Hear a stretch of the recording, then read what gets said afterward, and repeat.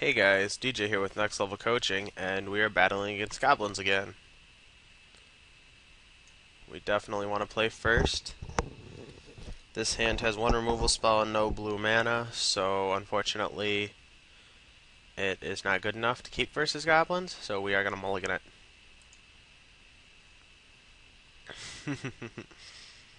This is funny. So, we have... We can bolt on turn 3, and then bolt on turn 4. Um, We're on the play, so if he goes one drop on one and another one and a two drop on two. Alright, as sick as it is, I believe this is better than a random 5, so we're gonna keep it.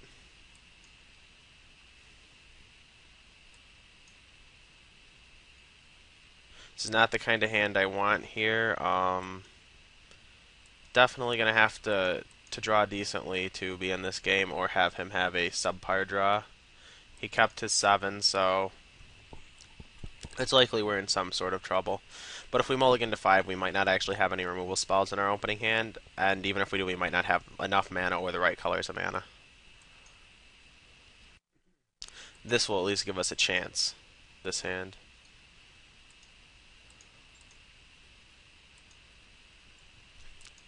Playing it this turn because we want to be able to Lightning Bolt for sure next turn. Whereas, like, if we don't draw a land off of this, then we can't play this on bold if we wait till next turn. So, our best draw here by far is a mountain. Alright, so him playing the War Marshal helps us here, since it's not two 1-drops. If he just had, like, two conscripts here, we'd be way, way far behind. But because he didn't, we're in okay shape.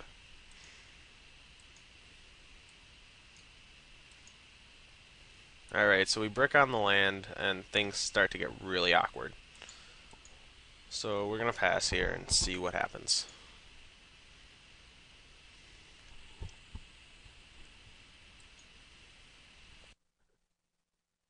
So him sacking his guy means he's just going to run out another creature here.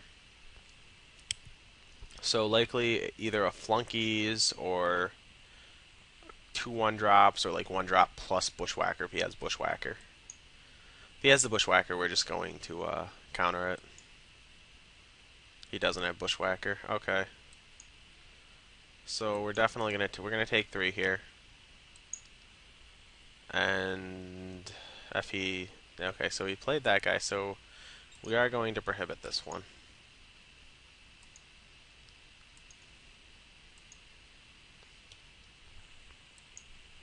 Because if we don't prohibit that, we just get too far behind on the board.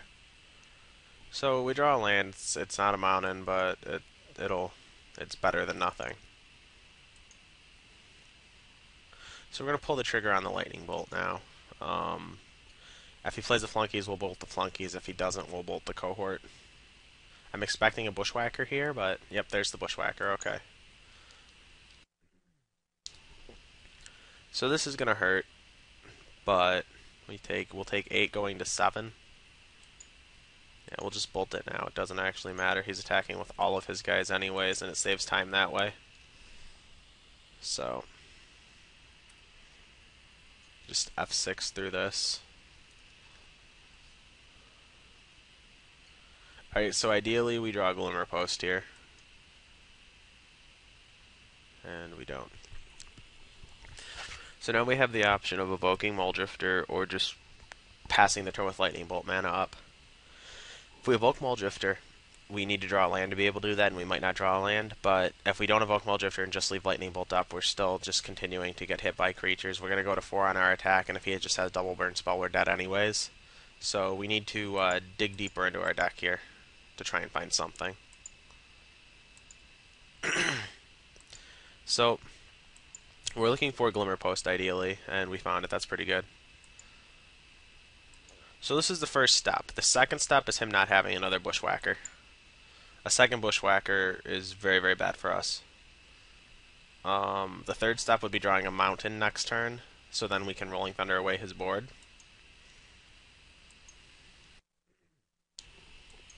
But with him having 4 spells in his hand at this point. It feels like this is a losing proposition. There's another Bushwhacker. Okay.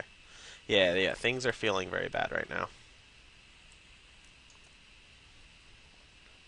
So he likely has a burn spell and this game's all over, but there's no point in scooping until he kills us, so we are going to bolt the Bushwhacker. Well, one of them anyways. And we're going to take 8 going to 1, and we're just like dead to anything here. Another Cloudpost would be nice. Firebolt. Alrighty, so there is absolutely no way we can do anything here, and we're dead, and we go on to the next game.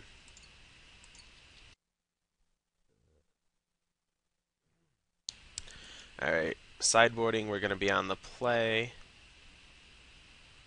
So the counter spells have always been really, really bad for me against the aggro decks. Like, you just don't want them ever. On the play, like, you could justify, like I said the last video, you could justify Mana Leak Prohibit, but that still is even loose on the play because you just rather have proactive cards instead of reactive cards. So here we want the Hydroblast, the Seismic Shudder, and the Serrated Arrows, and again you can make an argument for Gorilla Shaman, but I don't think you really need Gorilla Shaman in here. You'd rather be spending your red mana on burn spells in the early game. If it goes to game 3 and we're on the draw, I will try like a Gorilla Shaman over like a Grim Harvest or something and to see how that feels, but alright, so we're going to board like this. And Rolling Thunder we're keeping it here because if we can stabilize and get to the mid game, we can just clear his board with it. So I was thinking at first that this card was just terrible against Goblins. The more and more I think about it, and the more and more I play against Goblins, I don't think it's actually that bad. So, alright, this is how we're boarding, and we're going on to game 2 right now.